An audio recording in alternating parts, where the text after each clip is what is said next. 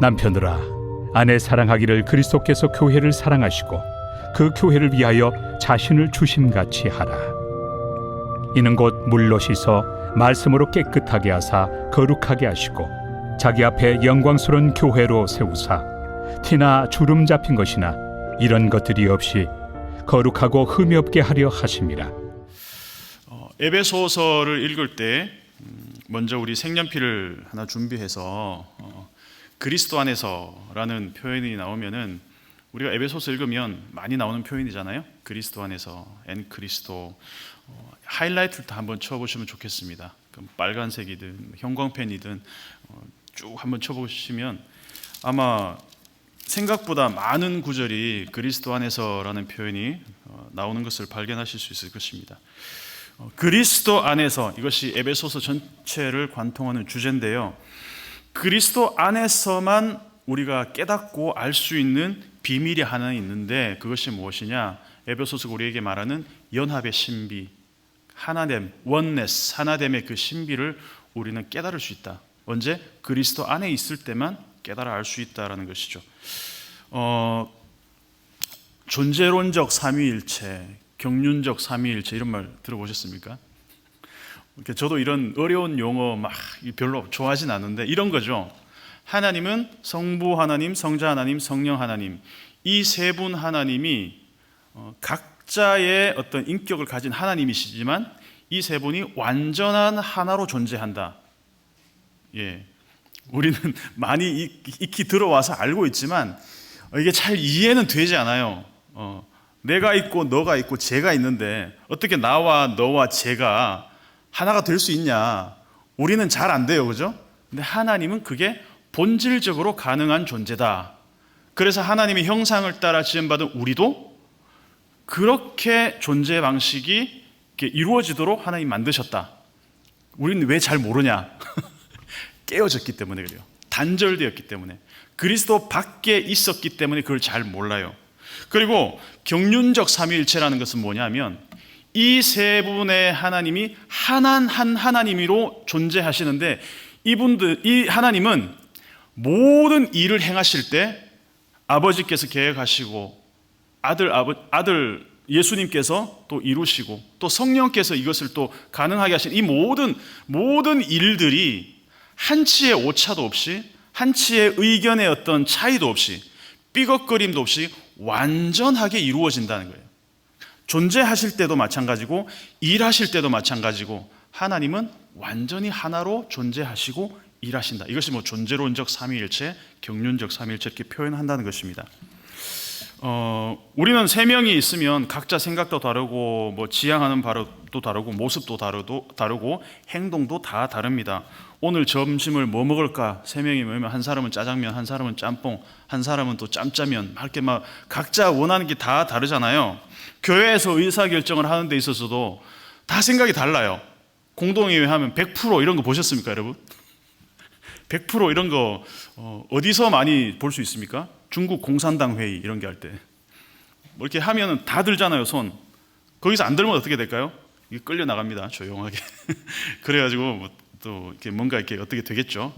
그렇게 강압적인 분위기에서 100% 이렇게 완전한 합의가 도출되는 그런 거 말고 자발적인 하나됨, 자발적인 일치, 자발적인 연합, 이것은 그리스도 안에 있을 때 우리가 깨달을 수 있다는 겁니다. 그리스도 밖에서는 절대로 알 수도 없다라는 것이죠. 그래서 하나님의 형상대로 지음을 받은 우리는 본질적으로 우리가 이렇게 살아야 되고 이렇게 존재해야 된다는 어떤 그 방식을 우리가 따르고 있다. 이 정체성을 우리도 공유한다라는 것을 우리가 깨달았으면 좋겠습니다. 그래서 엔 그리스도 안에서라는 말은 오직 그리스도 안에서 공유되는 어떤 그 신령한 복, 단절해서 연합으로 가는 것. 우리가 이것이 에베소서를 관통하고 있는 주제라는 것을 좀 알고 오늘 말씀을 봤으면 좋겠습니다. 그래서 에베소서는 이전의 상태, 즉 그리스도 밖에 있었던 상태와 지금 현재의 상태, 그리스도 안에 있는 것 상태를 대조적으로 보여주는 본문들이 많습니다. 이전과 지금의 대조 보시면은 2장 2절을 보면 그때의 너희는, 2장 3절에는 전에는 우리도, 그때는, 전에는 너희나 우리나 다 똑같았다. 그리스도 밖에 있었다. 이 얘기를 하고 있는 거죠. 2장 12절을 보면 같이 한번 읽어보시죠. 그때에 너희는 그리스도 밖에 있었고, 2장 13절 같이, 이제는 전에 멀리 있던 너희가 그리스도 예수 안에서 그리스도의 피로 가까워졌느니라. 그리스도 밖에 있을 때는 그리스도와 멀리 있었는데, 그리스도 안에 있을 때는 그리스도 예수의 피로 우리가 가까워졌다. 그죠? 그 얘기를 하고 있습니다. 전에는 너희가 어둠이더니 이제는 주 안에서 뭐라? 빛이라. 빛의 자녀들처럼 행하라.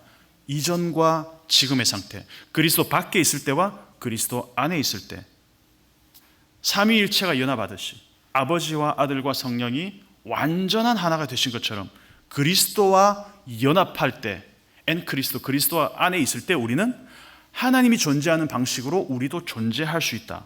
그리고 우리 안에서도, 사람들끼리도, 자녀와 부모, 남편과 아내, 상사와 부하 직원, 종들과, 예전을 이 당시도 말하면 종들과 주인, 이 모든 관계 안에서도 하나님이 존재하시는 그런 방식으로 우리도 존재할 수 있다. 불가능할 것 같지만 그리스도 안에서는 가능하다라는 것입니다. 결국 모든 것이 하나다라는 것, 4장 4절에서 6절까지 그 얘기를 하고 있습니다. 몸이 하나요, 성령도 한 분이시니, 같이 읽어볼까요? 몸이 하나요, 시작. 몸이 하나요, 성령도 한 분이시니 이와 같이 너희가 부르심의 한 소망 안에서 부르심을 받아내니라. 주도 한 분이시요, 믿음도 하나요, 세례도 하나요, 하나님도 한 분이시니 곧 만유의 아버지시라. 아멘. 하나, 믿음도 하나, 세례도 하나, 아버지도 하나, 성령도 하나, 세례도 하나, 다 하나. 이 얘기를 하고 있습니다. 자, 그러면 에베소서가 계속해서 그리스도 안에서 연합, 통일, 담을 허물고 화목하게 하고 둘로 하나를 만든 이 하나된, 이걸 계속 주제를 반복해서 강조하는 이유가 뭘까요? 지금 그리스도 바깥의 세계는 여전히 나누어지고 단절되고 반목하고 찢어지고, 다 같은 말입니다. 결국은 삐걱거리고 이런 세계로 유지되는 사회다라는 것, 그것을 보여준다는 것입니다.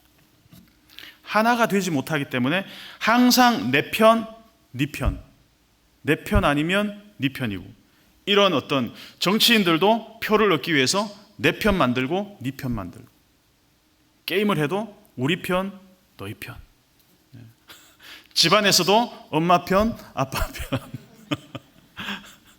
학교를 가도 쟤네 우리 편, 너희 편, 뭐 이런 식으로 항상 모든 세계가 단절되고 찢어지고 나누어지고 반목하고 이렇게 불일치를 보이고 있는 세계. 그렇기 때문에 에베소서는 계속 강조를 하는 것입니다.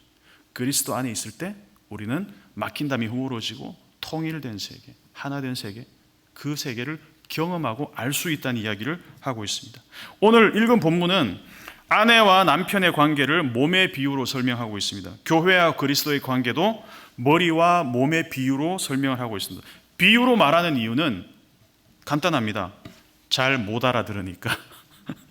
우리는 직관적인 거에 반응이 빠릅니다. 그래서 예수님도 주로 뭐로 말씀하셨습니까?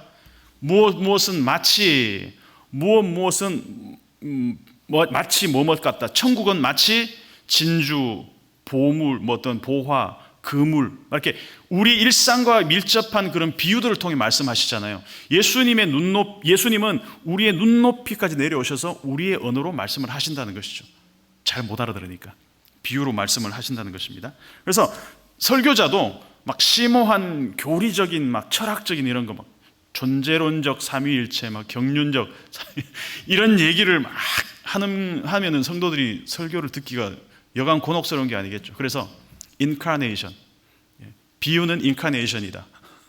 성육신이다. 그래서 자기 자신을 낮추어서, 예수님께서 자기 자신을 낮추어서 우리의 언어로, 일상 언어로 말씀하신다. 몸의 비유만큼 이 남편과 아내, 우리의 관계, 그리고 교회와 그리스도의 관계를 잘 보여주는 것은 없다라는 것입니다. 그리스도와 교회의 관계, 남편과 아내의 관계.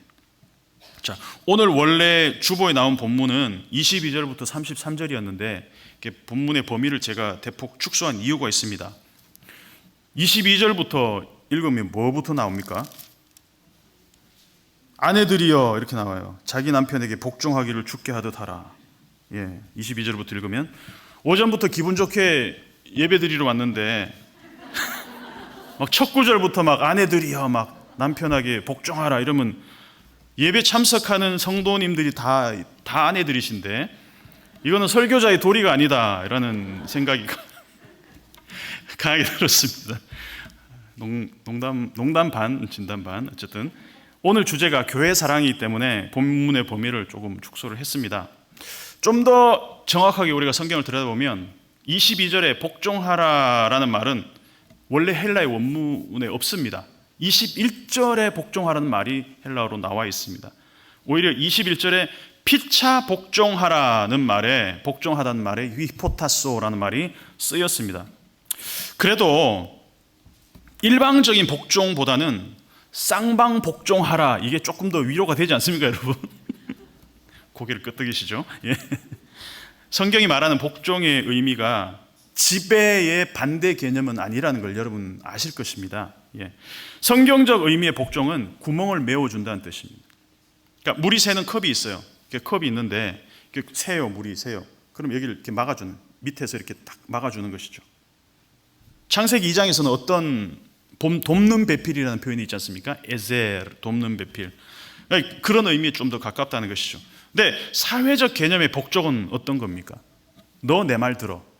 위력에 의한 어떤 자기의 어떤 위치를 통해서 어떤 말을 하든 어떤 행동을 하든 너는 내 말을 들어야 돼. 갑을 관계의 위치에서 을이 당하게 되는 것이 복종이라는 것입니다. 그래서 너의 필요를 내가 채워줄게가 성경적인 복종의 의미라면 사회적 개념의 복종이라는 것은 내 필요를 네가 채워 이러는 것이죠. 이게 이해를 하시겠죠. 온도 차이가 있습니다. 이 표현에 있어서. 그래서 힘에 의해서 강압적으로 복종을 요구하는 것이냐 아니면 자발적인 복종이냐. 그래서 근본적으로는 이 복종이라는 것은 피차 복종이라는 것입니다. 그래서 복종의 상대 개념인 지배가 아니라 뭐냐?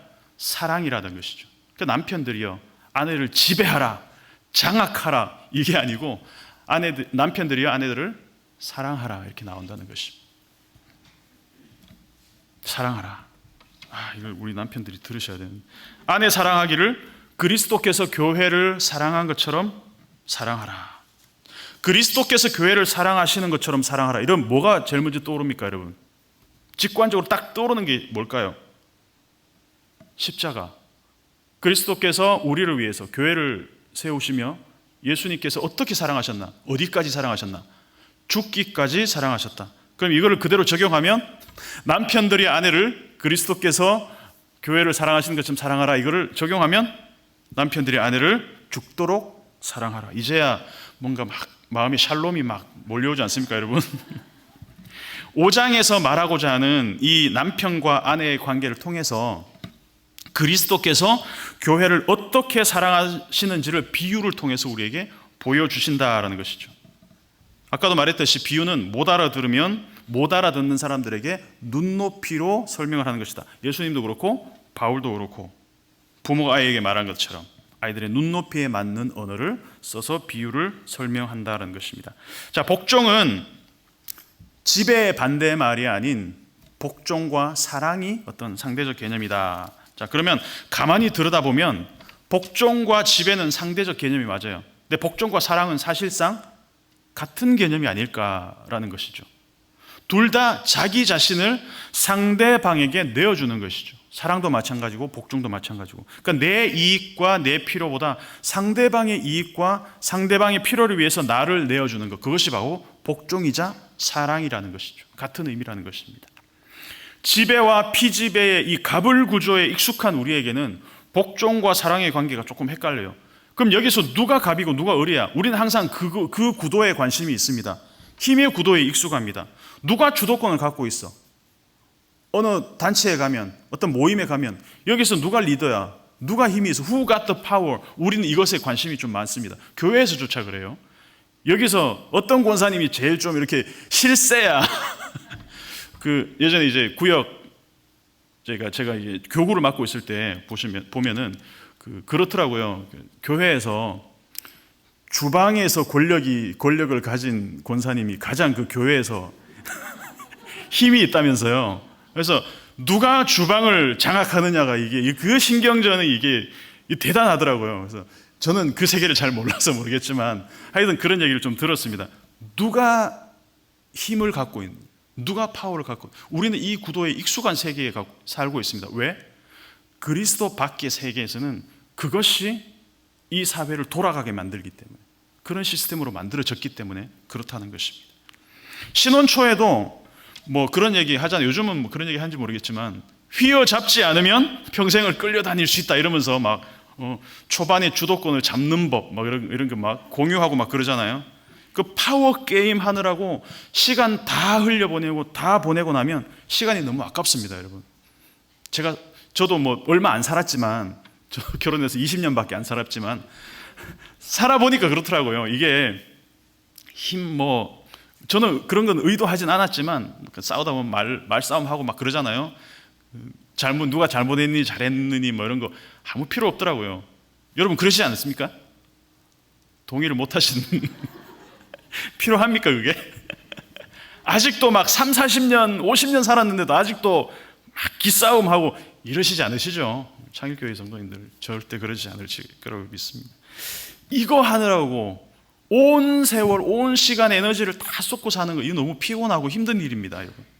에베소서가 말하는 교회와 그리스도, 남편과 아내, 이 몸의 본질이라는 것은 갑을 관계가 아니라 서로 연합하여 움직이는 유기적 관계라는 것입니다.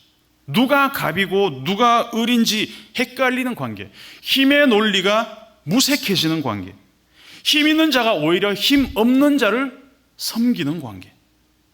그래서 이런 이상적인 관계를 가장 잘 찾아볼 수 있는 게 그래도 가정 아니겠습니까? 힘 있는 사람, 능력 있는 사람이 힘없고 능력이 없는 사람을 섬깁니다. 부모와 자녀를 섬깁니다. 돈을 벌 수 있는 사람이 돈을 못 버는 사람들을 섬깁니다. 그리고 자녀는 또 각자의 방식으로 부모를 섬깁니다. 이 본질적인 관계가 바로 교회와 그리스도의 관계이고 남편과 아내의 관계이고 머리와 몸의 관계라는 것을 이야기하고 있습니다. 누가복음 15장에 어떤 이야기가 나옵니까?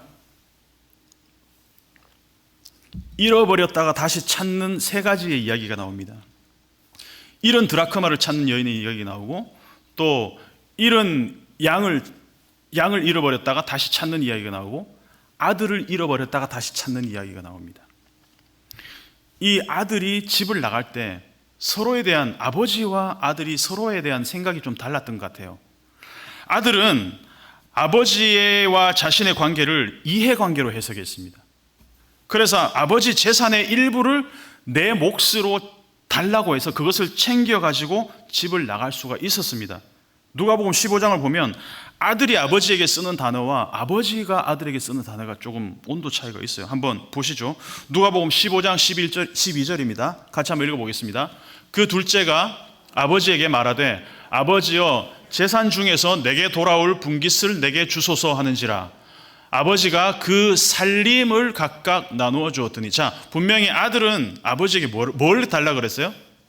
재산 중에 일부, 그러니까 아버지의 것을 내가 떼어갈 수 있는 것으로 생각을 했어요. 근데 아버지는 뭐라고 얘기했냐면, 여기서 살림이라고 번역했는데 사실은 헬라어로 비오스라는 말이에요. 따라 보실까요? 비오스. 우리가 뭐 바이오 이런 말 쓰지 않습니까? 이게 다 여기서 비오스에서 나온 말입니다. 생명을 나누어 주었더니, 이렇게 얘기하고 있어요. 아들은 아버지 재산 중에서 내 재산, 형 거 반, 내 거 반이니까 한 50% 지분, 그거 내 거, 어차피 내 거 될 거니까 제가 그거 미천 좀 땡겨가지고 제가 사업하는데 뭐 제 일하는데 비즈니스에 좀 쓰겠습니다. 집 나갈게요. 이러고 아버지 거를 가져나갔습니다. 매우 자본주의적인 제안이고 합리적인 제안이잖아요. 근데 형의 몫을 뺀 나머지는 자기 것이라고 이렇게 생각을 하고 있습니다. 그러니까 아버지와 자신의 관계도 이해관계로 생각을 하고 있다는 거죠. 아버지의 재산 분할이 가능한 것으로 보았습니다. 그런데 아버지는 아들에게 자기 재산을 나누어 준 게 아니에요. 뭘 나눠줬다? 살림으로 번역했지만 자기 생명, 비오스, 생명을 나누어 준 거예요. 아들은 아버지에게 재산의 일부를 원했지만 아버지는 자식에게 자기의 생명을 떼어준 거라는 것이죠. 그러니까 자식이 집을 나가는 순간 아버지는 내 재산의 일부를 가지고 자식이 나갔구나가 아니라 내 생명이 떨어져 나갔구나라고 느낀다는 것입니다. 이것이 차이죠. 그래서 아버지는 아들이 언제든지 돌아오기만을 기다린다는 겁니다. 왜? 돈 챙겨 나간 놈 빨리 집으로 돌아와야 이게 계산 정산을 해야 되기 때문이 아니라 생명 자체는 분리가 불가능한 것이기 때문에 그렇습니다. 저는 살림으로 번역하니 한글 번역을 참 마음에 들어합니다. 저는 우리 살림 이럴 때 집에서 살림 일반적으로 살림할 때 어떻습니까? 네 살림 내 살림 제 살림 이렇게 다 구분합니까? n분의 1로 딱 나눠가지고 요까지는 내 살림 요까지는 네 살림 이렇게 합니까? 아니에요. 한 가족 공동체가 더불어 살아가는 모든 것이 공유된 살림입니다. 찢어서 나눌 수 있는 게 아니라는 것이죠. 결정적인 순간에 누구의 생존이 위태로운 상황이 되면 네 거 내 거가 아무런 의미가 없어집니다.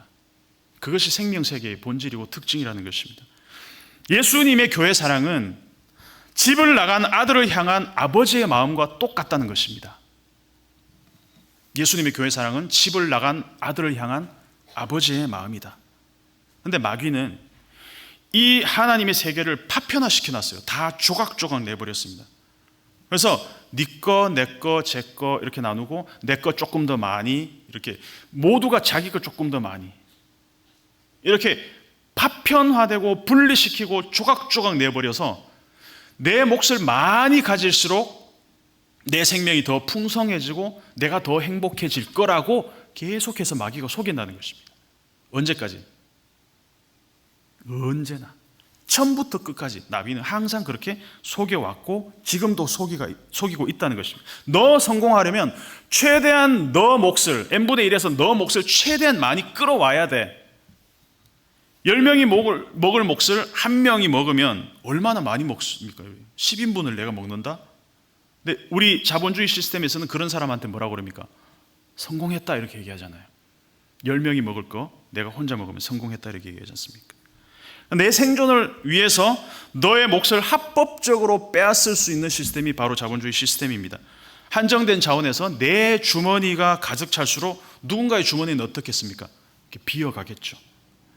이것과 정반대의 이야기가 성경에서 오병이어 얘기입니다. 오병이어, 칠병이어 이런 얘기들입니다. 한 사람의 몫이 나누어져서 한 사람의 생존이 담보된 그 도시락으로 5,000명이 먹고 남는 이야기. 상식 밖의 세계. 근데 이 세계는 언제 만날 수 있냐? 그리스도. 그리스도 안에 있을 때 이 세계를 만날 수 있다는 것입니다. 예수님이라는 한 사람의 몸이 찢겨서 그 살과 피를 먹는 자마다 생명을 얻게 된다는 이 말도 안 되는 이야기가 가능해지고 이것이 믿어진다는 것이죠. 언제? 그리스도. 그리스도 안에서 있을 때 이것이 믿어지고 우리의 이야기가 된다는 것입니다. 애굽의 모든 장자가 죽는 장자 재앙 앞에서 10가지 마지막 재앙 앞에서 양의 피를 문에 바르고 문설주에 바르고 어린 양을 함께 먹잖아요. 그리고 재앙을 피해가는 그 구원의 이야기, 함께 먹음으로 구원을 얻게 되는 한 사람의 목숨을 담보로 단절된 세계에 뭐가 놓였다? 다리가 놓였다는 것입니다. 막힌 담이 허물어지고 둘이 하나가 되고 원수된 것을 십자가로 소멸하셨다. 모든 세계가 다시 회복되는데 무슨 이야기가 있냐? 한 사람의 죽음 이야기가 있다는 것입니다. 자기 자신을 온전히 내어줬는데도 너도 살고 나도 사는 이야기. 한 알의 밀알이 땅에 떨어져 죽었는데 오히려 그것이 많은 열매를 맺는 이야기. 한 사람의 죽음이 오히려 생명의 부활을 연쇄적으로 불러일으킨 이야기. 부활의 첫 열매를 통해서 우리 모두가 육체의 부활, 몸의 부활을 믿고 그것을 바라는 이야기. 교회는 예수 믿는 사람들이 어떤 종교 집단 만들고 교리 입력시켜서 그거 입력시키는 단체가 아닙니다. 나의 죽음으로 너를 피어나게 하는 것이 예수님의 교회를 향한 사랑입니다. 이런 세계를 어떻게 알 수 있나? 우리가 사는 세계와 너무 동떨어진 세계에도 불구하고 누구 안에서 오직 누구 안에서 그리스도. 그리스도 안에 있을 때 만날 수 있는 세계라는 것입니다. 그런데 기독교는 오래전 로마에서 제국의 어떤 종교가 되면서 변질되기 시작했습니다. 정확히는 교회가 권력을 잡기 시작하면서부터입니다. 그리고 돈이 들어가면서부터입니다. 교회가 종교화되고 정치화되면서 힘이 생기고 힘과 돈이 교회로 몰리기 시작하니까 교회에서 생명이 조금씩 빠져나가기 시작했습니다. 왜냐하면 교회는 그런 것들로 힘으로 돈으로 유지되는 어떤 그런 데가 아니기 때문에 이것이 유지하는 것은 빈 어떤 내용이 사라진 빈 껍데기뿐으로 남게 되기 시작했습니다. 돈과 힘이 몰리는 교회, 이거 로마 교회뿐만 아니라 자본주의의 성장과 그 교회를 같이 하는 우리 한국 교회도 비슷한 그 길을 가고 있다라고 우리가 생각해야 됩니다. 맨날 평양 대부흥 막 1907년, 1900년대 초반 이게 그리워하면서 부흥을 달라고 외친다고 교회의 본질 가치가 회복되는 게 절대 아닙니다. 대단한 부흥, 대단한 성령의 역사가 필요한 것이 아니라 교회의 회복은 의외로 작은 데서 출발한다는 것이죠. 그리스도께서 교회를 사랑하신 것처럼 너희도 그렇게 사랑하라. 여기서부터 교회의 회복이, 교회의 생명이, 교회의 본질이 다시 회복된다는 것이죠. 남편이 아내를, 아내가 남편을, 자녀가 부모를, 부모가 자녀를, 직장 상사가 부하 직원을, 고용주가 피고용인을, 선생이 학생을, 구역장이 구역원을, 목사가 성도를, 아멘이 나올 때까지 계속 해야 돼. 그렇게 그리스도께서 자기의 몸을 교회를 위해서, 그리고 하나님의 자녀들을 위해서, 택하신 자들을 위해서 찢어내어 주신 것처럼, 아버지가 집을 나간 아들에게 나눌 수 없는 것을 찢어서 나누어 진 것처럼, 그리고 기다리시는 것처럼, 그 사랑이 우리가 안에서 회복될 때 교회의 생명이 다시 살아난다는 것입니다. 26절 27절을 보면 이는 곧 물로 씻어 말씀으로 깨끗하게 하사 거룩하게 하시고 자기 앞에 영광스러운 교회를 세우사 티나 주름 잡힌 것이나 이런 것들이 없이 거룩하고 흠이 없게 하려 하심이라. 깨끗하게 하시고 거룩하게 하시고 거룩하고 흠이 없게 하려 하시고. 이 구절은 이미 에베소서 1장에서 언급된 내용입니다. 1장 4절을 보면 창세전에 그리스도 안에서 우리를 택하사 우리로 사랑 안에서 그 앞에 거룩하고 흠이 없게 하시려고. 힘이 아니고 흠이 없게 하시려고. 이것이 예수님이 왜 자기 자신을 내어주기까지 교회를 사랑하셨냐, 그 이유라는 것입니다. 우리 시대가 교회가 집중해야 될 본질이 바로 여기에 있다는 것입니다. 머리로는 압니다. 물로 씻고 말씀으로 깨끗하고 거룩하게 하라는 말을, 이게 교회 표지로 정해졌잖아요. 말씀과 이 세례와 말씀 강조하는데, 근데 정작 중요한 것은 교회의 정결함, 본질의 회복이라는 것입니다. 교회가 왜 깨끗해야 되나? 교회는 하나님이 친히 세우셨기 때문이다. 교회의 재정이나 건물의 화려함보다는 더 중요한 가치는 깨끗함. 얼마나 교회의 본연의 가치를 추구하느냐에 따라 교회의 본질이 나타나고 회복된다라는 것입니다. 그래서 에베소서는 강력한 교회론입니다, 여러분. 교회를 가장 쉽게 이해할 수 있는 비유가 또 몸의 비유라는 것입니다. 몸의 모든 부위가 다 연결되어 있잖아요. 머리부터 발끝까지. 발톱만 하나 조금 이렇게 잘못 놔도 막 온몸이 다 아프잖아요. 그러니까 교회의 시작이라고 할 수 있는 이 광야교회, 출애굽해서 광야까지 떠돌던 이스라엘 백성들을 교회라고 불렀던 사람이 있습니다. 광야 교회라고 불렀던 사람이 있습니다. 누굽니까? 신약에서 스데반 집사가 그렇게 불렀죠. 순교하신 스데반 집사님이 우리 조상들과 함께 광야 교회에 있었고, 사도행전 7장 38절에 보면 광야를 교회라고 불렀습니다. 교회의 시작을 광야라고 한다면 결국 교회는 큰 의미에서 한 가족이라고 할 수 있습니다. 왜? 12지파가 처음에 가족에서 시작했잖아요. 아브라함의 자녀 이 야곱의 12 패밀리로부터 시작을 했다는 것입니다. 신약에서 교회로 모인 사람들도 다 모였습니까? 가정으로 모였습니다. 가정에서 모였습니다. 우리 가정교회 하시지 않습니까? 몸의 비유가 가장 잘 적용되는 관계가 바로 관계가 가족이다라는 것, 이 에베소서가 이야기하는 것입니다. 이 두 가지 관계, 본질로 묶인 관계냐 아니면 이해로 묶인 관계냐. 몸은 각 지체가 나눠져 있는 것 같지만 사실은 본질적으로 다 하나다. 하나님은 성부, 성자, 성령 하나님 세 인격으로 나누어졌지만 본질은 하나다. 그래서 본질 세계는 모든 것이 하나로 연결되어 있다. 이것은 이해로 엮인 관계가 아니라 끊고 싶다고 언제든지 끊고 분리할 수 있는 관계가 아니라는 것입니다. 근데 이해로 엮인 관계는 어떻습니까? 끊어내야 될 때는 끊어냅니다. 해고해야 될 때는 해고합니다. 언제든지 끊어낼 수 있습니다. 어제까지 멀쩡히 다니던 회사에서도 우리는 잘릴 수가 있습니다. 왜? 내 기능과 내 가치가 없어졌다고 생각되면 언제든지 배제될 수 있는 관계가 이해로 엮인 관계라는 것입니다. 근데 이해로 묶인 관계에 사는 우리가, 그런 사회에 사는 우리가 이 생명의 본질로 묶인 관계, 끊어낼 수 없는 관계를 이해하지 못하는 이유이기도 합니다. 이거 역시 그리스도 안에 있어야 이것이 이해되어지고 사라질 수 있는 그런 세계라는 것이죠. 얼마 전에 TV에서 한 프로그램을 봤는데, 무슨 꼬리에 꼬리를 무는 이야기, 이런 프로그램이 있어서 봤는데, 그 84년도 5년도에 우리나라 국내 정상급 투수로 활약한 최동원이라는 롯데자이언츠 선수의 이야기가 나왔습니다. 그분 이야기에서 제가 좀 울림을 받은 이야기가 뭐냐면, 최고의 전성기를 누리고 최고의 투수였고 연봉도 가장 많이 받는 선수였지만, 이분이 뭘 만들었냐면 모든 불이익을 감내하고 만든 게 뭐냐면 선수협회를 만들었다는 거예요. 이게 뭐냐면 노조 같은 거예요. 이게 어떤 거냐면 최저 연봉을 받고 정말 생계도 힘든 선수들이 많았다는 거예요. 그 당시에는. 그 선수들의 복지를 위해서 이 정도는 줘야 삶이 되지 않느냐라는 것이죠. 그러면서 그들의 복지는 나의 복지와 무관하지 않다. 그래서 그걸 만들었어요. 이분이. 만들었으니까 어떻게 됐겠습니까? 트레이드 당하고 불이익 당하고, 그 협회 만들려고 모인 사람들 구단에서 막 이렇게 방출시키고 불이익이 따르게 되어 있다는 것이죠.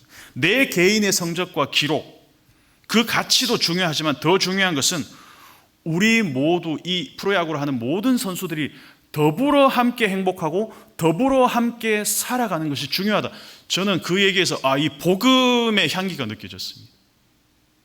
그런 생각들. 나 혼자 살 수 있는 사람은 아무도 없습니다.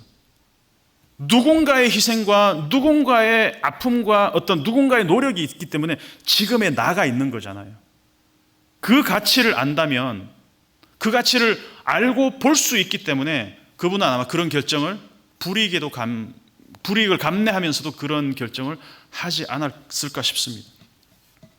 결론입니다. 오늘의 주제는 예수님의 교회 사랑입니다. 누가복음 15장에서 집을 나간 아들을 기다리는 아버지처럼 우리 주님은 스스로 분리되어 아버지의 집을 뛰쳐나간 저와 여러분이 돌아오기를 기다리셨습니다. 비록 자기의 살점이 찢어져 나가는 그 고통을 느꼈음에도 불구하고 집은 나간 아들을 기다리는 그 아버지는 그 찢어진 살림, 비오스, 그것을 들고 나간 아들이 다시 돌아와 나와 다시 하나가 되는 그때를 기다리고 계속해서 기다리고 있었을 것입니다. 하나님은 개인 구원도 이루시는 분이시지만 특별히 교회를 세우셔서 찢어져 나간 살점이 예수님의 살점에 접붙여지기를 기다리고 계십니다. 지금도 기다리고 계시고 앞으로 예수님께서 다시 오실 때까지 이 교회가 계속해서 이어져야 될 이유이기도 합니다. 그리스도 안에서 누리는 예수 안에서 그리스도, 이 누리는 임마누엘의 복이 저와 여러분에게 늘 함께 하시기를 주님의 이름으로 축복합니다.